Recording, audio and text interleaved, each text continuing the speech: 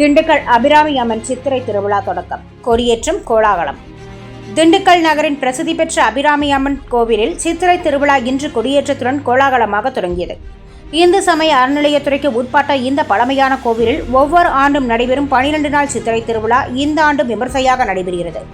விழாவை முன்னிட்டு கணபதி ஹோமம், லட்சுமி ஹோமம் உள்ளிட்ட பல்வேறு யாகங்கள் நடைபெற்றன. தொடர்ந்து கொடிமரத்திற்கு 16 வகையான அபிஷேகங்களும் சிறப்பு பூஜைகளும் நடத்தப்பட்டன. பின்னர் நந்தி பகவான் மற்றும் மேல் சின்னம் பொறித்த கொடி மேலதாளம் முழங்க ஏற்றப்பட்டது. இந்த திருவிழா தொடர்ந்து 12 நாட்கள் நடைபெறவுள்ளது. தினமும் அபிராமி அம்மன் மற்றும் பத்மகேஸ்வரர் பல்வேறு வாகனங்களில் எழுந்தருளி 4 ரத வீதிகளில் உலா வந்து பக்தர்களுக்கு அருள்பாலிப்பார்கள். விழாவின் முக்கிய நிகழ்வாக 10ஆம் நாள் திருக்கல்யாணம், அதன் பின்னர் திருத்தேரோட்டம் மற்றும் தீர்த்தவாரி நடைபெறவுள்ளது.